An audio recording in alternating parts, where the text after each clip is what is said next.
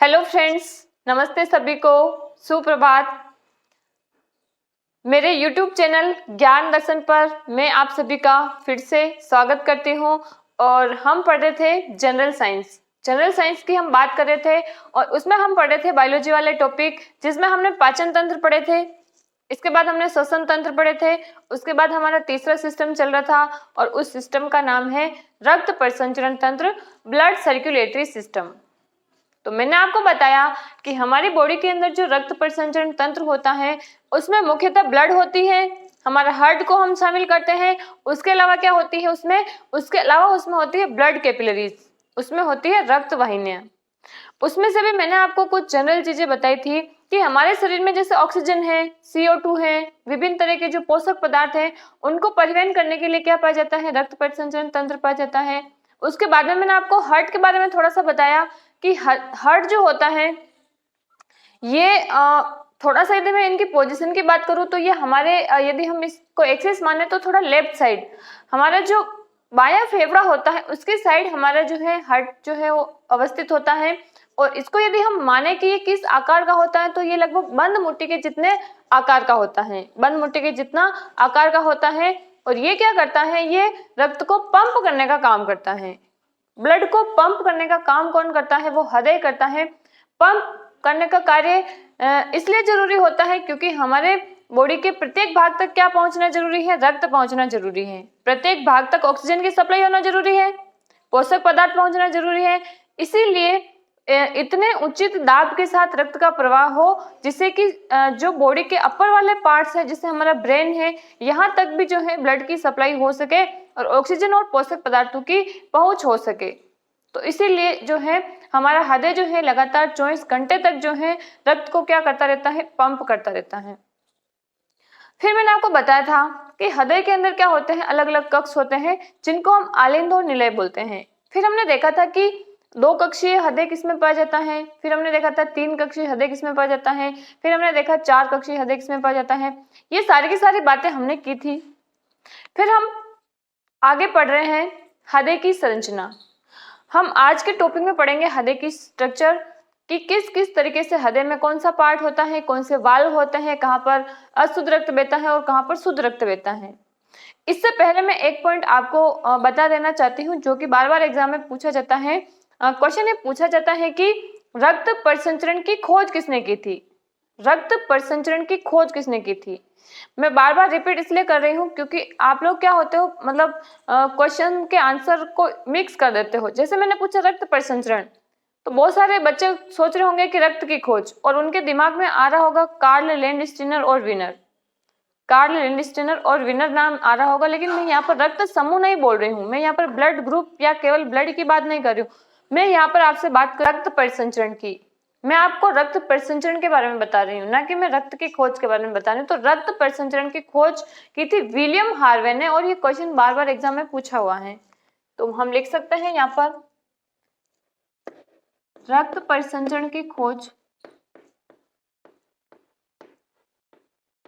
रक्त परिसंचरण की खोज, रक्त परिसंचरण की खोज। और ये किसके द्वारा की गई थी, तो ये की गई थी विलियम हार्वे के द्वारा। किसके द्वारा, विलियम हार्वे के द्वारा, विलियम हार्वे के द्वारा। मोस्ट इंपोर्टेंट पॉइंट है ये, क्वेश्चन यहाँ से बार बार एग्जाम में पूछा हुआ है। अब हम देखेंगे कि हमारा जो हार्ट होता है आखिर में उसकी संरचना क्या है, वो अंदर से जो है किस किस तरीके से पार्ट जो है उसमें प्रेजेंट होते हैं, इसकी हम बात करने वाले हैं। तो हमारा आज की हेडिंग हो जाएगी हृदय की संरचना, हृदय की संरचना।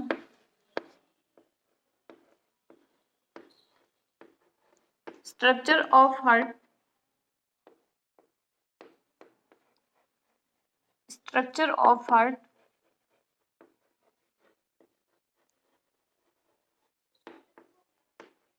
तो जैसा कि मैंने आपको इसकी स्थिति बताई है कि ये हमारी बॉडी के अंदर जो हमारा जो चेस्ट वाला पार्ट होता है उसमें भी हमारा जो लेफ्ट वाला लंग होता है इसके यहाँ पर ये स्थित होता है। इसको हम बोलते हैं कार्डियक नोच, क्योंकि हृदय जो है ना ये थोड़ा सा फेफड़े के अंदर धंसा हुआ होता है, यानी कि फेफड़े में एक नोच डेवलप कर देता है, उसको हम बोलते हैं कार्डियक नोच। तो ये क्या होता है, बाईं तरफ स्थित होता है बाईं तरफ स्थित होता है, और ये कैसा होता है, बाईं तरफ मतलब लेफ्ट साइड होता है थोड़ा सा, और बंद मुट्ठी के आकार का होता है, बंद मुट्ठी के आकार का होता है, बंद मुट्ठी के आकार का होता है। अब देखो यहाँ पर जो है हम इसका डायग्राम बनाएंगे हम लोग, ताकि हमें अच्छे से समझ में आ जाए। तो देखो मैं यहाँ पर एक डायग्राम बना रही हूँ हर्ट का मैं यहाँ पर एक इस तरीके से डायग्राम बना रही हूँ। मान लीजिए कि ये हमारा क्या है, हर्ट है, ये हमारा क्या है, हर्ट है, ठीक है। तो सबसे पहले तो इस हर्ट के चारों तरफ क्या पाई जाती है, इसके चारों तरफ पाई जाती है हृदयावरण झिल्लियां। क्या पाई जाती है, हृदयावरण झिल्लियां पाई जाती हैं। तो ये मैं यहाँ पर एक झिल्ली बना देती हूँ बाहर की तरफ,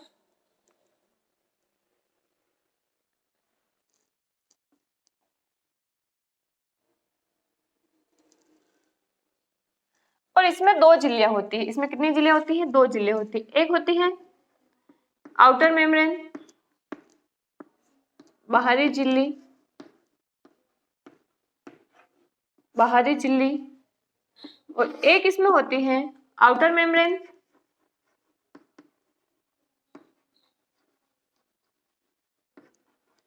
आउटर मेम्ब्रेन, और एक होती है आंतरिक झिल्ली, आंतरिक झिल्ली,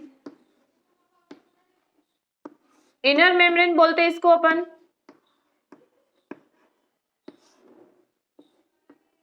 इनर मेम्ब्रेन बोलते हैं इसको अपन, कार्डियक मेम्ब्रेन भी बोल सकते हैं इनको अपन, इनर मेम्ब्रेन। अब देखो यहाँ पर इसके बीच में क्या भरा हुआ होता है, एक द्रव पदार्थ भरा हुआ होता है जिसको हम बोलते हैं कार्डियक फ्लूइड। ये दोनों झिल्लियों के बीच में जो पदार्थ मैं आपको बना रही हूँ यहाँ पर, ये जो आपको दिखाई दे रहा है, इसको हम बोलते हैं कार्डियक फ्लूइड। तो ये जो पदार्थ भरा हुआ है इसको हम बोलते हैं कार्डियक फ्लूइड या हृदयावरण द्रव बोलते हैं, कार्डियक द्रव या हृदयावरण द्रव बोलते हैं। तो ये तो इसके क्या होती है, बाहर की झिल्ली होती है। ऐसा हो सकता है ना कि आपके शरीर पर जोर से कोई दबाव डाले, या फिर आप माना कि भीड़ में फंस गए और आपको पीछे से धक्का लगाया जा रहा है, तो हो सकता है कि आपके चेस्ट पर भी प्रेशर लगे उसका, तो आपका हृदय क्या हो सकता है, पिचक सकता है, और आपके जो शरीर की गतिविधियां हैं वो प्रभावित हो सकती हैं। हो सकती है ना, बिल्कुल हो सकती है, ऐसा पॉसिबल है। इसी कारण से हमारे हृदय की संरचना बनावट इस तरीके की होती है कि यदि किसी वजह से हमारे चेस्ट या किसी भी कारण से जो है हमारे शरीर पर दबाव पड़ जाए, थोड़ा सा लोड पड़ जाए, तो भी हमारा शरीर जो है उसको झेल पाने की कंडीशन में हो, सक्षम हो, हमें ज्यादा कोई नुकसान नहीं पहुंचे। तो ये झिल्लियां पाई जाती है, उसमें भी द्रव पाया जाता है। किसी वजह से यदि धक्का लग भी जाए तो क्या होता है, ये आपस में द्रव भरे हुए होने के कारण पिचकती नहीं है। ठीक है, तो यहाँ तक समझ में आ गया। अब हम बात करते हैं ये जो हृदय है, ये जो हृदय है इसमें 4 चैम्बर होते हैं। इस हृदय में कितने चैम्बर होते हैं, इस तरीके से 4 चैम्बर होते हैं। और मैंने जब आपको 2 कक्षीय हृदय, 3 कक्षीय हृदय और 4 कक्षीय हृदय पढ़ाया था, तब मैंने आपको बताया था 4 कक्षीय हृदय जिसमें 2 आलिंद होते हैं, 2 निलय होते हैं, 2 आलिंद होते हैं, 2 निलय होते हैं। और ऐसा हृदय जो 4 कक्षीय होता है वो किस में पाया जाता है, वो एक तो पाया जाता है पक्षियों के अंदर, किस में पाया जाता है, बर्ड्स के अंदर, और दूसरा पाया जाता है मैमल्स के अंदर, स्तनधारियों के अंदर। तो उसी की हम बात कर रहे हैं, हमने लिख रखा है मानव का प्रसंचरण तंत्र, और हम मानव का हृदय पढ़ रहे हैं यहाँ पर। तो देखो ये क्या है हमारा, ये है हमारा दायां आलिंद, ये क्या है हमारा दायां आलिंद, दायां आलिंद। इसको हम बोल सकते हैं राइट एट्रियम, इसको हम क्या बोलते हैं, राइट एट्रियम। और ये है हमारा बायां आलिंद, ये है हमारा बायां आलिंद, इसको हम बोलते हैं लेफ्ट एट्रियम।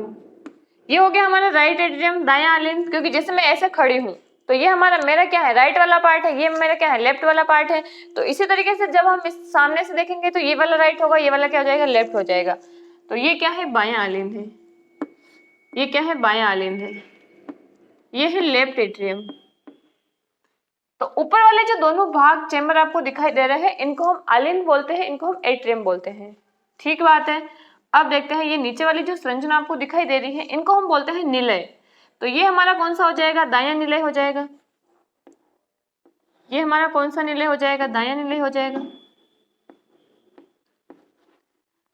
मैं इसको बोल सकती हूँ राइट वेंट्रिकल।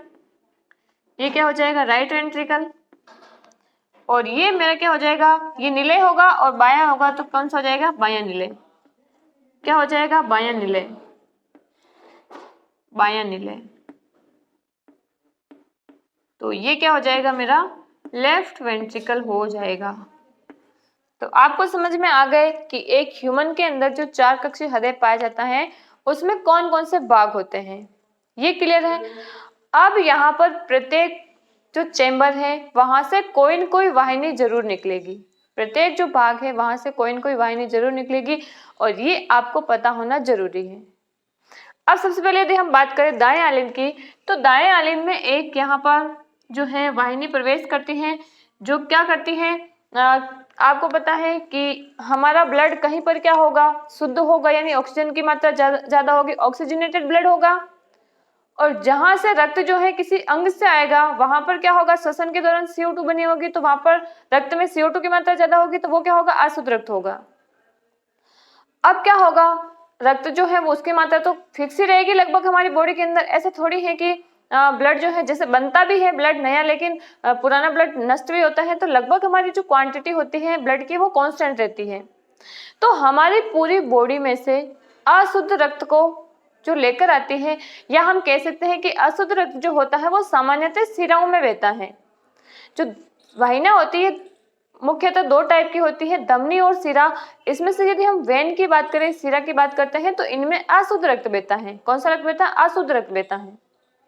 तो हमारे जो बॉडी के अपर पार्ट्स हैं और हमारी बॉडी के जो लोअर पार्ट्स हैं, यहाँ से अशुद्ध रक्त को लाने का काम करती है सिराएं। और सारी सिराएं जो है वो एक बड़ी सिरा के अंदर खुलती हैं, उसको हम बोलते हैं महाशिरा। उसको हम क्या बोलते हैं? महाशिरा। इसको आप ऐसे भी समझ सकते हो, जैसे कि हमारे गांव में क्या होता है, प्रत्येक घर में लगभग गाय भैंस होते हैं और वो दूध देते हैं। तो अब क्या करते हैं कि उनको एक साथ हमें डेयरी में ले जाना होता है, तो सभी घर वाले जो है अपना दूध कहाँ डालते हैं? डेयरी में डाल देते हैं, ताकि वो एक जगह जो है डेयरी में उनके प्रोडक्ट बनाने में काम आ जाए। तो इसी तरीके से हमारे पूरे शरीर का जो अशुद्ध रक्त होता है वो अलग अलग सिराओं के माध्यम से एक बड़ी सिरा के अंदर आता है, उसको हम बोलते हैं महाशिरा। उसको हम बोलते हैं महाशिरा, क्योंकि इस ब्लड को वापस क्या करना पड़ेगा? शुद्ध करना पड़ेगा। तो ये हमारी जो मैंने भाग लिखा है इसको हम बोलते हैं महाशिरा। इसको हम क्या बोलते हैं? महाशिरा।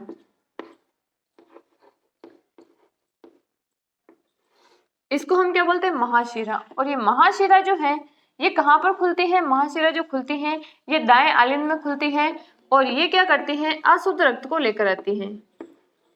ये क्या करती है? अशुद्ध रक्त को लेकर आती है। अशुद्ध रक्त को लेकर आती है। अशुद्ध रक्त को हम बोल सकते हैं डीऑक्सीजनेटेड ब्लड। डीऑक्सीजनेट ब्लड, जिसमें ऑक्सीजन की मात्रा कम होती है, उसको हम बोलते हैं डीऑक्सीजनेटेड ब्लड। तो डीऑक्सीजनेटेड ब्लड, डीऑक्सीजनेटेड ब्लड। तो पहला जो हमारा दायां आलिंद है, हमारा जो राइट एट्रियम है, इसमें कौन सी वाहिनी खुलती है? इसमें खुलती है महाशिरा, जो कि हमारे पूरे शरीर के अशुद्ध रक्त को कहाँ लेकर आती है? दाएं आलिंद में आती है। तो अब आपको पता है जो ब्लड है, अशुद्ध ब्लड जो है, इम्प्योर ब्लड जो है, वो कहाँ जाएगा? दाएं आलिंद में आ जाएगा। कहाँ जाएगा? दाएं आलिंद में आ जाएगा। बात समझ में आ गई?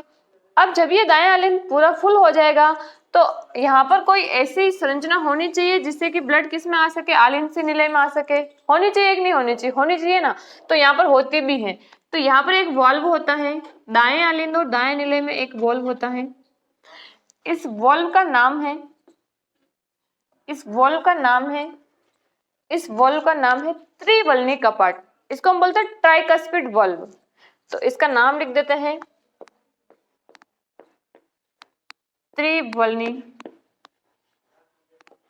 त्रिवलनी कपाट। इसको हम बोलते हैं ट्राइकस्पिड वॉल्व। इसको हम बोलते हैं ट्राइकस्पिड वॉल्व। तो क्लियर है? यहाँ तक समझ में आ गया होगा। पूरी बॉडी के अशुद्ध रक्त को जो है वो सिराएं लेकर आती हैं। सिराएं कहाँ खुलती है? महाशिरा में खुलती है। जैसे यहाँ पर बहुत सारी महाशिराएं, अलग अलग अंगों से आएगी, वो कहाँ खुलेगी, वो कहाँ खुलेगी, वो हमारी महाशिरा में खुलेगी। ठीक है, तो महाशिरा जो है ये अशुद्ध रक्त को दाएं आलिंद में लेकर आती है। जब दाएं आलिंद फुल हो जाता है तो ब्लड कहाँ आएगा, दाएं निलय में आएगा। तो यहाँ पर दाएं आलिंद और दाएं निलय के मध्य में एक वाल्व पाया जाता है। इस वाल्व का नाम क्या है, इस वाल्व का नाम है त्रिवल्नी कपाट, इसको हम बोलते हैं ट्राइकस्पिड वाल्व। अब ब्लड कहाँ पर आ चुका है, दाएं निलय में आ चुका है। कहाँ आ चुका है, दाएं निलय में आ चुका है। तो दाएं निलय के यहाँ पर जो है ब्लड को आगे पहुंचाने के लिए यहाँ से भी एक क्या निकलती है, एक वाहिनी निकलती है, यहाँ से भी एक वाहिनी निकलती है, और इस वाहिनी का नाम होता है फुफ्फुस धमनी। इसका नाम क्या है, फुफ्फुस धमनी। इसको हम बोलते हैं पल्मोनरी आर्टरी, इसको हम क्या बोलते हैं, पल्मोनरी आर्टरी। तो इसका नाम हो जाएगा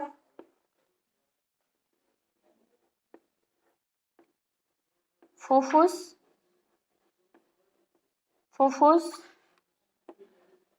धमनी। इसको हम बोलते हैं पल्मोनरी, इसको हम बोलते हैं पल्मोनरी आर्टरी। इसको हम क्या बोलते हैं, पल्मोनरी आर्टरी। अब देखो यहाँ पर पल्मोनरी आर्टरी जो है, जब ये दाएं निलय फुल हो जाएगा तब इसके यहाँ पर भी एक वॉल्व होता है, और इस वाल्व ये खुलता है तो ब्लड जो है वो कहाँ पर आ जाता है, फुफ्फुस धमनी में आ जाता है। कहाँ पर आ जाता है, फुफ्फुस धमनी में आ जाता है। यहाँ पर ये जो वाल्व है, इस वाल्व का भी एक नाम है, इस वाल्व का भी नाम है, इस वाल्व का नाम है अर्धचंद्राकार कपाट। इस वाल्व का नाम क्या है, अर्धचंद्राकार कपाट। इसको हम बोलते हैं सेमी ल्यूनर वाल्व। इसको हम क्या बोलते हैं, सेमी ल्यूनर वाल्व। तो यहाँ पर मैं लिख देती हूँ इसका नाम,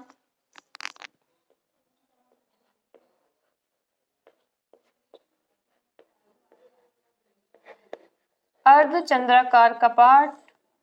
अर्धचंद्राकार वो इस तरीके से होता है अर्धचंद्र के जैसे, तो अर्धचंद्राकार कपाट बोल देते हैं, अर्धचंद्राकार कपाट, सेमी ल्यूनर वॉल्व। इसको हम क्या बोलते हैं, सेमी ल्यूनर वॉल्व। क्लियर है। तो इससे आपको ये पता चल रहा होगा कि महाशिरा अशुद्ध रक्त को दाएं आलिंद में लेकर आती है। दाएं आलिंद से दाएं निलय के बीच में एक वाल्व पाया जाता है जिसको हम बोलते हैं त्रिवल्नी कपाट, ट्राइकस्पिड वाल्व। और फिर इस वाल्व से ब्लड कहाँ आता है, दाएं निलय में आता है। दाएं निलय जब फुल हो जाता है तो ब्लड कहाँ आता है, ब्लड आता है फुफ्फुस धमनी के अंदर, और यहाँ पर जो वाल्व पाया जाता है इसको हम क्या बोलते हैं, अर्धचंद्राकार वाल्व बोलते हैं। इसको हम क्या बोलते हैं, अर्धचंद्राकार वाल्व बोलते हैं। तो जब यहाँ से अशुद्ध रक्त आ रहा है तो हमारे दाएं निलय और दाएं आलिंद और दाएं निलय में भी कौन सा ब्लड प्रवाहित होगा, वहां पर भी अशुद्ध रक्त प्रवाहित होगा। तो हम ये कह सकते हैं कि हमारा जो हृदय है इसके राइट वाले पार्ट में दाएं भाग में कौन सा रक्त प्रवाहित होता है, तो यहाँ पर प्रवाहित होता है अशुद्ध रक्त। तो मैं यहाँ पर लिख देती हूँ आप लोगों के लिए, ये कहाँ जा रहा है, ये कहाँ जा रहा है, ये हमारा कौन सा है, लेफ्ट पार्ट है। ये हमारा कौन सा भाग है, सॉरी लेफ्ट नहीं है, सॉरी यहाँ पर है दायां भाग है। क्या है, दाईं तरफ या दाईं भाग जो है, यहाँ पर किस प्रकार का रक्त बहता है, तो यहाँ पर बहता है अशुद्ध रक्त। कौन सा रक्त बहता है, इम्प्योर ब्लड यहाँ पर प्रवाहित हो रहा है। इसका मतलब ये हुआ कि यहाँ से जो ब्लड जा रहा है, देखो इसका नाम है पल्मोनरी धमनी, फुफ्फुस, क्योंकि ये जो धमनी है ना, ये कहाँ पर जाती है, फेफड़ों में जाती है। कहाँ पर जाती है, फेफड़ों में जाती है। और आपको पता हो तो जैसे कि ये हमने फेफड़े बनाए थे हमारे, ये हमने फेफड़े बनाए थे, ये हमने फेफड़े बनाए थे, और फेफड़ों में क्या होती है, फेफड़ों में क्या होती है, इस तरीके से कुपिकाएं होती है, एल्यूलाई होती है। तो ये जो यहाँ पर फुफ्फुस धमनी आपको दिखाई दे रही है, ये फुफ्फुस धमनी कहाँ पर जाती है, फेफड़ों के एल्वियोलाई के यहाँ पर जाती है। कहाँ जाती है, एल्वियोलाई के यहाँ पर जाती है। अब क्या होता है, ये डीऑक्सीजनेटेड ब्लड है, ये डीऑक्सीजनेटेड ब्लड है, यानी कि यहाँ पर CO2 की मात्रा ज्यादा है, CO2 की मात्रा ज्यादा है और O2 की मात्रा क्या है, कम है।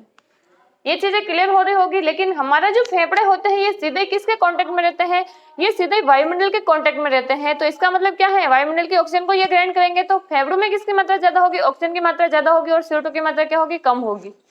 तो हमारे फेफड़ों में क्या होगा, मैं यहाँ पर लिख देती हूँ, फेफड़ों में क्या होगा, CO2 कम होगी और O2 क्या होगी, ज्यादा होगी। अब गैसें जो है ये इनकी अधिक सांद्रता से कम सांद्रता की ओर जाएगी। तो देखो CO2 यहाँ चली जाएगी फेफड़ों में, क्योंकि यहाँ पर कम है, ऑक्सीजन यहाँ ज्यादा है तो ऑक्सीजन कहाँ आ जाएगी, हमारे ब्लड में आ जाएगी। तो अब जो ब्लड आएगा इसमें O2 की मात्रा क्या हो जाएगी, ज्यादा हो जाएगी, तो रक्त कैसा हो जाएगा, शुद्ध हो जाएगा। और यहाँ पर जो है CO2 की मात्रा क्या हो जाएगी, कम हो जाएगी। CO2 की मात्रा जो है वो कम हो जाएगी। तो ये जो फुफ्फुस धमनी कहाँ पर गई थी, फेफड़ों में गई थी। हालांकि ये टच में ही होते हैं, लेकिन मैंने यहाँ पर क्योंकि मैंने सारी चीजें लिख दी हैं तो मैंने इसको यहाँ पर साइड में बना दिया कि ये हमारे फेफड़े हैं। फेफड़ों में क्या होती है, एल्वेलाई होती है, और ये वातावरण के संपर्क में रहती है तो ऑक्सीजन ज्यादा होती है, तो ज्यादा ऑक्सीजन जो है ये कहाँ पर आ जाती है, ब्लड में आ जाती है, तो ब्लड में ऑक्सीजन की मात्रा ज्यादा हो जाती है। अब यहाँ से जो ये वापस से जो निकल रही है ना यहाँ पर वाहिनी, इसको हम बोलते हैं फुफ्फुस सिरा। तो फुफ्फुस सिरा जो है ये कहाँ पर आती है, ये आती है हमारे बाएं आलिंद में। कहाँ आती है, बाएं आलिंद में। तो यहाँ पर ये जो संरचना मैं यहाँ पर बना रही हूँ ये क्या है, इसका नाम है फुफ्फुस सिरा। इसका नाम क्या है, फुफ्फुस सिरा। इसको हम पल्मोनरी वेन भी बोलते हैं, फुफ्फुस सिरा। इसका नाम है पल्मोनरी वेन, पल्मोनरी वेन। अब देखो यहाँ पर आपको पता चल गया होगा कि यहाँ से जो ये रक्त आ रहा है ना, ये कौन सा रक्त है, शुद्ध रक्त है। कौन सा रक्त है, यहाँ से आ रहा है जो शुद्ध रक्त है। इसका मतलब ये हुआ ना कि हमारे जो बाएं भाग है हृदय का उसमें कौन सा रक्त आएगा, उसमें शुद्ध रक्त आएगा। तो मैं यहाँ पर लिख देती हूँ शुद्ध रक्त, शुद्ध रक्त। अब देखो, अब यहाँ पे जो ब्लड है वो कहाँ आ जाएगा, हमारे बाएं आलिंद में आ जाएगा। कहाँ आ जाएगा, लेफ्ट एट्रियम में आ जाएगा। और जब ये फुल भर जाएगा तब रक्त जो है वो कहाँ पर आएगा, वो आएगा बाएं निलय के अंदर। तो इसके लिए भी क्या पाया जाता है, बाएं आलिंद और बाएं निलय के मध्य में एक वॉल्व पाया जाता है। क्या पाया जाता है, एक वॉल्व पाया जाता है। और इस वाल्व को हम बोलते हैं, इस वॉल्व का नाम होता है, एक तो हम इसको बोल सकते हैं बाइकस्पिड वाल्व, या इसको हम बोल सकते हैं मिटल वाल्व। इसका नाम क्या क्या है, एक तो हम इसको बोल सकते हैं बाइकस्पिड या द्विवल्नी कपाट, द्विवल्नी कपाट, या इसको हम बोल सकते हैं या इसको हम बोल सकते हैं मिटल वाल्व, मिटल वाल्व। इसको हम बाइकस्पिड वाल्व भी बोलते हैं। इसको हम क्या बोलते हैं, बाइकस्पिड वाल्व भी बोलते हैं, बाइकस्पिड वाल्व, बाइकस्पिड वाल्व। तो यहां तक समझ में आ गया होगा। अब इस वाल्व से जो ब्लड है वो बाएं आलिंद से कहाँ जाएगा, वो आ जाएगा बाएं निलय के अंदर, और बाएं निलय जो है वो भी क्या हो जाएगा, ब्लड से फुल हो जाएगा। क्या हो जाएगा, ब्लड से फुल हो जाएगा। जब ये ब्लड से फुल हो जाएगा तो यहाँ से भी क्या निकलेगी, यहाँ से भी एक वाहिनी निकलेगी, यहाँ से भी एक वाहिनी निकलेगी। जैसे हमारे दाएं निलय से क्या निकल रही, फुफ्फुस धमनी निकल रही थी, वैसे यहाँ से जो है, यहाँ से जो शुद्ध रक्त को लेकर निकलने वाली वाहिनी होती है उसका नाम है महाधमनी। उसका नाम क्या है, महाधमनी। उसको हम एओर्टा भी बोलते हैं। तो ये हमारी हो जाएगी महाधमनी, महाधमनी, महाधमनी। एओर्टा बोलते हैं इसको अपन, एओर्टा बोलते हैं। तो देखो यहाँ पर आपको ये पता चल रहा होगा कि जिस तरीके से हमारे पूरे बॉडी के अशुद्ध रक्त को जो है महाशिरा कहाँ पर ला रही है, दाएं आलिंद में ला रही है, इसी तरीके से हमारी पूरी बॉडी को जो शुद्ध रक्त की सप्लाई करेगी वो कौन करेगी, महाधमनी करेगी। कौन करेगी, महाधमनी करेगी। ये महाधमनी जो है आगे जाकर बहुत सारी धमनियों के अंदर विभाजित हो जाएगी, और जो धमनियां है ये हमारे शरीर के विभिन्न अंगों तक जाएगी और उनको क्या करेगी, शुद्ध रक्त की सप्लाई करेगी। तो महाधमनी में कौन सा रक्त होता है, महाधमनी में होता है शुद्ध रक्त। कौन सा होता है, शुद्ध रक्त। तो यहाँ पर आपको, यहाँ पर भी एक वाल्व होता है, जैसे मैंने यहाँ पर बताया ना फुफ्फुस धमनी में एक वाल्व होता है सेमील्यूनर वाल्व, तो यहाँ पर भी एक वाल्व होता है। और इस वाल्व का नाम भी क्या है, इस वाल्व का नाम भी क्या है, अर्धचंद्राकार कपाट, अर्धचंद्राकार कपाट। इसको भी हम बोलते हैं, इसको भी हम बोलते हैं सेमील्यूनर वाल्व, इसको हम बोलते हैं सेमील्यूनर वाल्व, सेमील्यूनर वाल्व। तो ये हमने देखी हमारे हृदय की संरचना, हमारे हृदय में कौन कौन से भाग होते हैं, कौन कौन से वाल्व होते हैं, कहाँ से शुद्ध रक्त आता है, कहाँ से अशुद्ध रक्त आता है। तो यहाँ से आपको पता चला होगा कि हमारा जो बायां भाग है हमारा जो राइट नहीं, सॉरी बायां यानी हमारा जो लेफ्ट वाला भाग है, यहाँ पर कौन सा रक्त बहता है? देखो हमने देखा कि हमारे दाएं तरफ अशुद्ध रक्त बहता है, लेकिन जब हमने देखा कि फेफड़ों से शुद्ध रक्त कहाँ आ रहा है, हमारे बाएं वाले भाग में आ रहा है, तो हमारे बाएं भाग में जो है वो कौन सा रक्त बहेगा? बाएं भाग में हमारे शुद्ध रक्त प्रवाहित होता है। बायां भाग में कौन सा रक्त प्रवाहित होगा? तो यहाँ पर प्रवाहित होता है शुद्ध रक्त। कौन सा प्रवाहित होता है? शुद्ध रक्त। तो आपको समझ में आ गई होगी हृदय की पूरी संरचना, कौन कौन से भाग होते हैं, कौन कौन से वाल्व होते हैं। अब यहाँ पर जनरली लोग ये समझते हैं कि धमनियों में शुद्ध रक्त बहता है और सिराओं में अशुद्ध रक्त बहता है। तो ये बात सही तो है, लेकिन सदैव सही नहीं है, क्योंकि यहाँ पर आपको पता चल रहा होगा, देखो फुफ्फुस धमनी, हालांकि ये धमनी है और हम ये कहते हैं कि धमनी में शुद्ध रक्त प्रवाहित होता है, लेकिन ये धमनी जो है इसमें क्या, आप ही बताइए मुझे कि जब यहाँ से अशुद्ध रक्त आ रहा है तो इसमें शुद्ध हो जाएगा? अपने आप ही शुद्ध तो नहीं होगा। तो इसका मतलब फुफ्फुस धमनी में क्या होगा? अशुद्ध रक्त प्रवाहित होगा। कौन सा रक्त प्रवाहित होगा? अशुद्ध रक्त प्रवाहित होगा। इसी तरीके से सिराओं में जो है जनरली कौन सा रक्त बहता है? सिराओं में जनरली बहता है अशुद्ध रक्त। लेकिन आपको यहाँ से पता चल रहा होगा कि जब फेफड़ों में रक्त शुद्ध हुआ था, ऑक्सीजन की मात्रा ज्यादा हुई थी, और ये कहाँ पर आता है? फुफ्फुस सिरा में आ रहा, तो फुफ्फुस सिरा में शुद्ध रक्त है, तभी तो हमारे शरीर के बाएं भाग में कौन सा रक्त प्रवाहित हो रहा है? प्योर ब्लड, ऑक्सीजनेटेड ब्लड जो है वो प्रवाहित हो रहा है। तो ये फुफ्फुस सिरा और फुफ्फुस धमनी जो है अपवाद है। बाकी जो जनरली हम सिराओं और धमनी और सिराओं की बात करेंगे तो धमनियों में शुद्ध रक्त बहता है और सिराओं में अशुद्ध रक्त बहता है। तो यहाँ तक आप जो है ये डायग्राम बना लीजिए।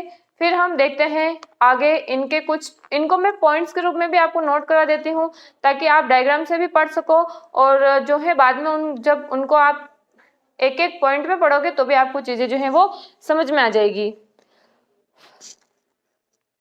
तो नोट कर लिया होगा। अब हम देखते हैं आगे। तो समझ में आया कि नहीं आया? समझ में आ गया ना? Very good. अब देखो, अब हम आगे कुछ पॉइंट्स जो है इसके नोट कर लेते हैं।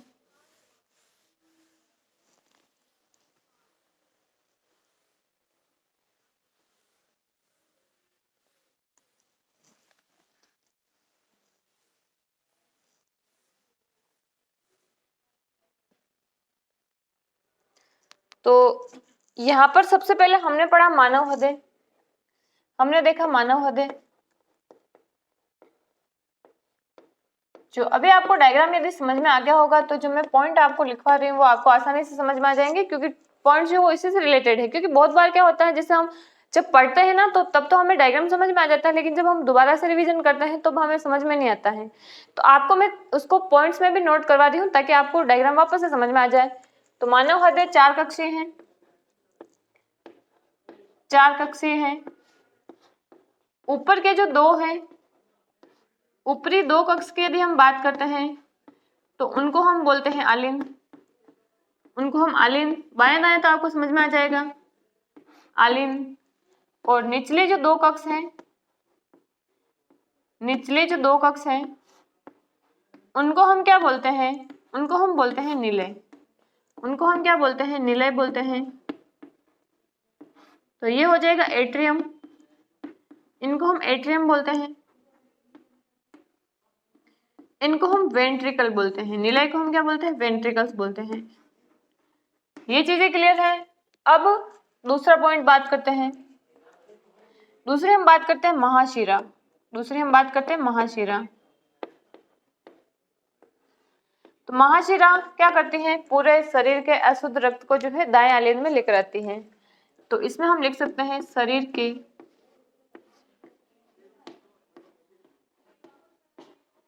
अशुद्ध रक्त को, अशुद्ध यानी इम्प्योर ब्लड को, डीऑक्सीजनेटेड ब्लड को, डीऑक्सीजनेटेड ब्लड को, अशुद्ध रक्त को दाएं आलिंद में लेकर आती हैं, दाएं आलिंद में लाती है, दाएं आलिंद में लाती हैं। और ये सबसे बड़ी शिरा भी है। इसी को हम क्या बोलते हैं? शरीर की सबसे बड़ी शिरा या वेन, सबसे बड़ी शिरा। क्या है, सबसे बड़ी ये क्या है, वेन है।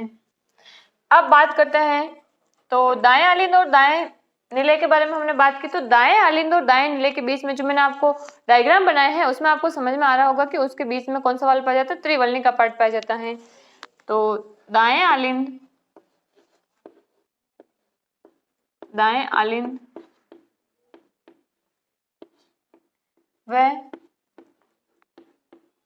व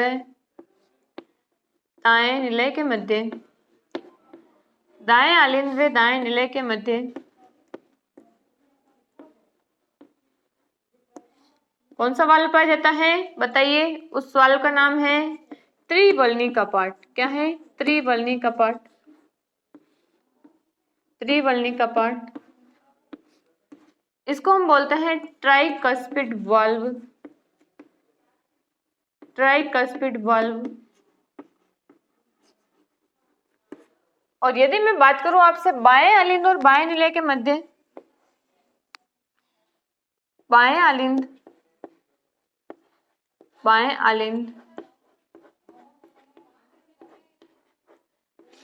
आलिंद व बाएं निलय के मध्य कौन सा वाल्व होता है, तो बाएं आलिंद और बाएं निलय के मध्य जो वाल्व पाया जाता है उसका नाम है द्विवल्नी का पार्ट। द्विवल्नी का पार्ट,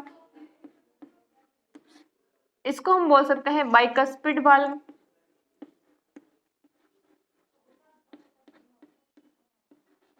बाइकस्पिड वाल्व, या इसको हम बोल सकते हैं मिट्रल वाल्व, या इसको हम क्या बोल सकते हैं, या इसको हम बोल सकते हैं मिट्रल वाल्व।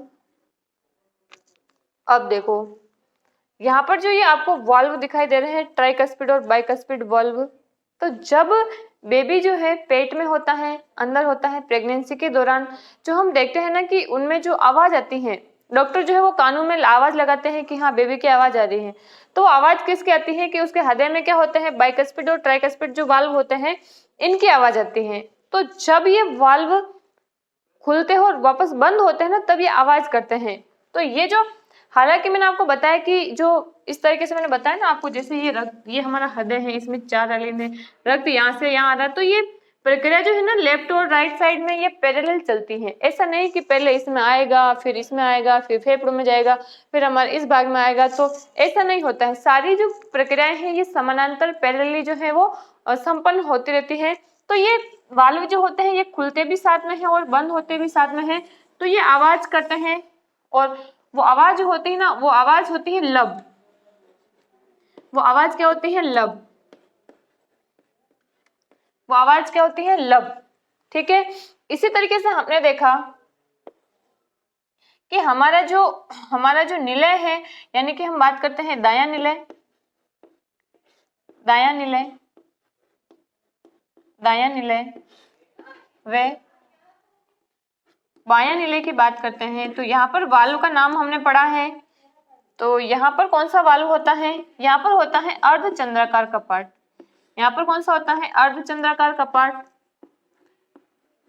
तो दोनों में सेम ही होता है, तो हम यहाँ पर एक ही लाइन में इसको नोट कर रहे हैं कि बायां निलय और दायां निलय दोनों के यहाँ पर अर्धचंद्राकार कपाट होता है। और अर्धचंद्राकार कपाट जब बंद होता है तो आवाज आती है डब। आवाज कौन सी आती है, डब। तो ये लगातार जो है वाल्व खुलते बंद रहते हैं, तो ये आवाज जो आती है ना ये आती है लब डब, लब डब, लब डब, इस तरीके से।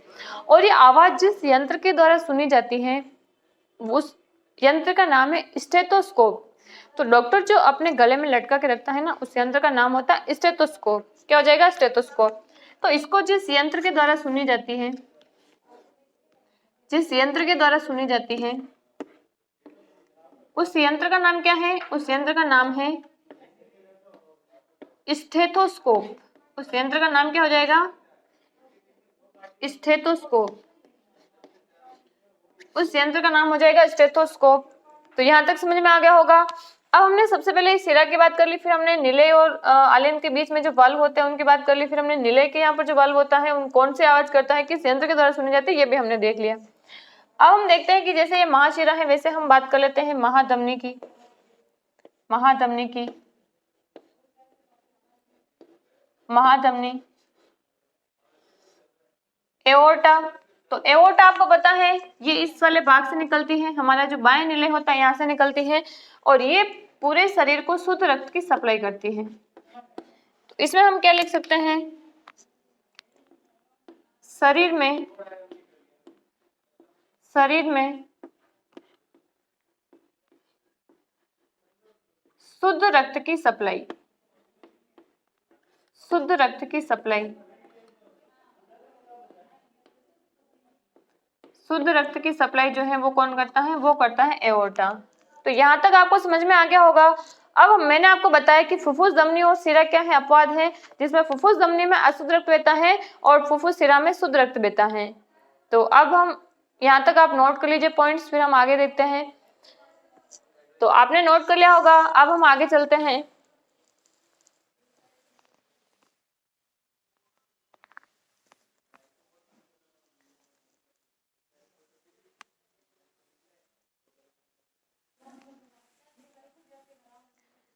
तो देखिए यहाँ पर, तो हम बात कर रहे हैं वाहिनियां।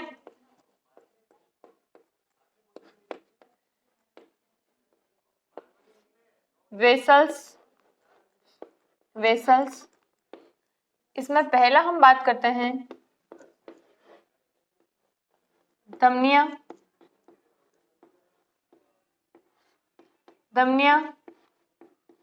आर्टरी की यदि हम बात करें तो सामान्यतः आर्टरी में जो है वो कौन सा रक्त बहता है, वो बहता है शुद्ध रक्त। लेकिन इसका अपवाद क्या है, इसका अपवाद है फुफ्फुस धमनी, इसको हम बोलते हैं पल्मोनरी आर्टरी। ठीक है, तो सामान्यतः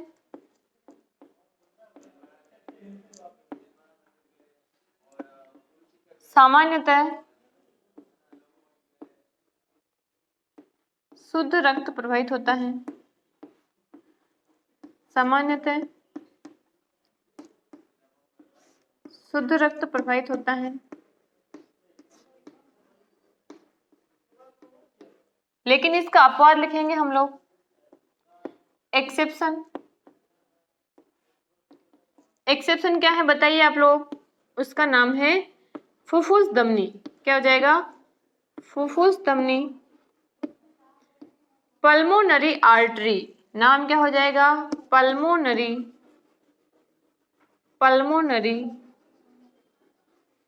आर्टरी, पल्मोनरी आर्टरी। तो ये समझ में आ गया। फिर दूसरे प्रकार की वाहिनी होती है जिसको हम बोलते हैं शिरा। इसको हम बोलते हैं वेन्स बोल सकते हैं।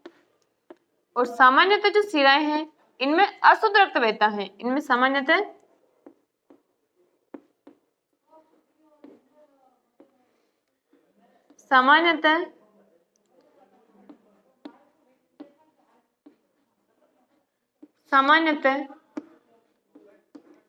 अशुद्ध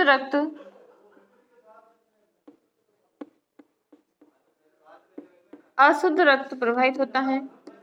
लेकिन इसका भी एक अपवाद क्या हो जाएगा, इसका अपवाद हो जाएगा फुफ्फुस शिरा। जैसा कि हमने देखा था इस तरीके का हमारा ब्लड है और यहाँ पर फुफ्फुस शिरा जो है ये शुद्ध रक्त लेकर आ रही थी, तो इसका अपवाद क्या हो जाएगा, इसका अपवाद हो जाएगा फुफ्फुस शिरा। क्या हो जाएगा, फुफ्फुस शिरा।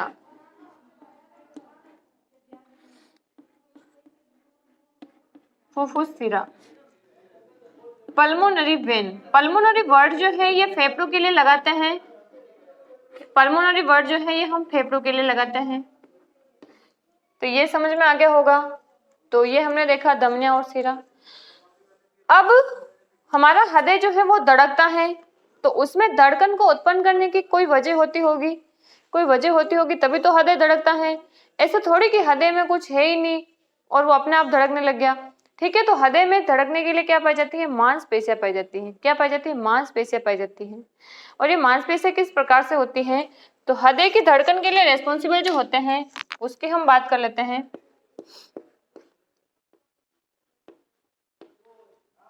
हृदय की धड़कन, तो आपको बताइए हृदय की धड़कन जो है वो 72 धड़कन प्रति मिनट होती है। तो उसके लिए क्या होती हैं, हमारा हृदय जो है वो पेशीय हृदय है। क्या है? पेशीय हृदय है। कुछ जो होते हैं वो तंत्र की हृदय होते हैं, यानी कि कुछ जीवों में हृदय तब धड़केगा जब वहां की तंत्रिका है उसको कंट्रोल करेगी, लेकिन हमारा हृदय जो है इसमें क्या पाई जाती है? पेशीय हृदय है। हमारा हृदय कैसा है? पेशीय हृदय है। पेशीय हृदय है। Muscular heart, muscular heart. अब यहाँ पर ये हमारा हृदय को मैं वापस से बना देती हूँ इस तरीके से। ये है अपना दिल और ये मैंने बना दिए इसके 4 भाग। तो अब यहाँ पर जो हम धड़कन के लिए जिनको रेस्पॉन्सिबल मान रहे हैं, जो मसल्स होती हैं, उसको हम इस तरीके से हमारे हृदय में ये होती है। पहला होता है एवी नोड। क्या होता है? AV node. इसको हम बोलते हैं atrio atrio ventricular ventricular node, और इसी को हम बोलते हैं पेस मेकर। इसी को हम क्या बोलते हैं? पेस मेकर भी बोलते हैं। इसी को हम बोलते हैं पेस मेकर। और ये हृदय में धड़कन को क्या करता है? प्रारंभ करता है, और ये यहाँ पर होता है दाएं आलिंद के ऊपर। तो ये है हमारा सॉरी एसएन नोड नहीं होता है, एसएन नोड नहीं होता है, यहाँ पर एवी नोड नहीं होता है। यहाँ पर पहला हमारा जो राइट एट्रियम है यहाँ पर होता है एसएन नोड। यहाँ पर क्या होता है? SN node. तो पहला हमारा हो जाएगा SN node. SN node, SN node. इसी को हम पेस मेकर भी बोलते हैं। इसी को हम क्या बोलते हैं? पेस मेकर भी बोलते हैं। इसको हम बोलते हैं साइनो। इसको हम बोलते हैं cyano atrial node, cyano atrial node. और ये यहाँ पर पाया जाता है। अब दूसरा नोड पाया जाता है हमारे इसी दाएं आलिंद के निचले वाले भाग में।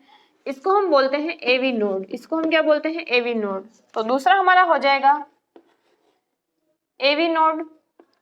दूसरा हमारा हो जाएगा एवी नोड। इसका नाम होता है एट्रियो वेंट्रिकुलर नोड। इसका नाम क्या होता है? Atrio atrio ventricular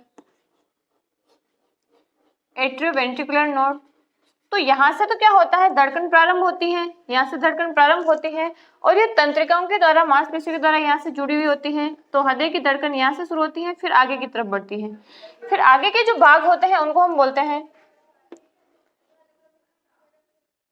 bundle of hitch. Bundle of hitch, hitch के बंडल। तो यहाँ से जो है ये आगे की तरफ तंत्रिका निकली होती है जो हमारे नीले में जाती है। तो ये हिच के बंडल। और फिर लास्ट हमारा होता है परकिंजे तंतु, परकिंजे फाइबर। तो ये इस तरीके से जो तंतु हैं आपस में जुड़े हुए होते हैं, जो क्या करते हैं? हमारे हृदय में धड़कन के लिए क्या होता है? रेस्पॉन्सिबल होते हैं। परकिंजे फाइबर क्या हो जाएंगे? परकिंजे फाइबर। तो परकिंजे फाइबर जो होते हैं ये इस तरीके से हमारे पूरे नीले के अंदर क्या होते हैं? फैले होते हैं, जो क्या करवाते हैं? हृदय में संकुचन शिथिलन, हृदय में संकुचन शिथिलन। ठीक है, सिस्टोल डायस्टोल, सिस्टोल डायस्टोल। तो ये होता है हमारे हृदय की धड़कन के लिए जिम्मेदार। और यदि हृदय में कोई अनियमितता हो जाती है तो इसके लिए क्या होता है? एक जो है हृदय की जांच की जाती है, उसको हम बोलते हैं इलेक्ट्रोकार्डियोग्राफी। उसको हम क्या बोलते हैं? इलेक्ट्रोकार्डियोग्राफी। और आपने इस तरीके का ग्राफ भी देखा होगा कभी, यदि आपने इस तरीके का यदि जो है वो, अगर आपके जैसा आप बोलते ना कि यार मेरे हार्ट में थोड़ा जो है वो पेन हो रहा है, तो डॉक्टर कहता है कि आप एक बार चेकअप करवा लीजिए। तो हम वो देखते हैं कि वो एक हमें स्लिप मिलती है जिसपे वो ग्राफ बना हुआ होता है हमारा इस तरीके से। तो इसको हम बोलते हैं हृदय की असामान्यता को देखने के लिए इस ग्राफ में यदि ऊपर नीचे हो जाती है ना लाइन है, तो इसके लिए इलेक्ट्रोकार्डियोग्राम होता है। क्या होता है? इलेक्ट्रोकार्डियोग्राफी। इलेक्ट्रोकार्डियोग्राफी की जाती है। और ये जो हमें प्राप्त होता है इसको हम बोलते हैं कार्डियोग्राम, इसको हम क्या बोलते हैं, इलेक्ट्रोकार्डियोग्राम। तो ये हमने देखा हमारे हृदय के बारे में सारी की सारी चीजें, जिसको मैंने बहुत ही डिटेल से, बहुत ही धीरे धीरे, इतनी आसानी से समझा दिया आपको कि आपके यदि क्वेश्चन यहाँ से एग्जाम में कोई पूछा जाए तो आपका क्वेश्चन जो है वो गलत नहीं होगा, आपका क्वेश्चन जो है वो गलत नहीं होगा। तो इसको आप लोग पढ़ना एक बार, सारी चीजें जो है वो नोट करना, उसके बाद में भी समझ में नहीं आए तो आप फिर से जो है कमेंट करके मुझे बता सकते हो कि मैम मुझे जो है यहाँ से चीजें समझ में नहीं आई, तो मैं आपके सामने फिर से एक्सप्लेन कर दूंगी। तो thank you so much friends, thank you so much.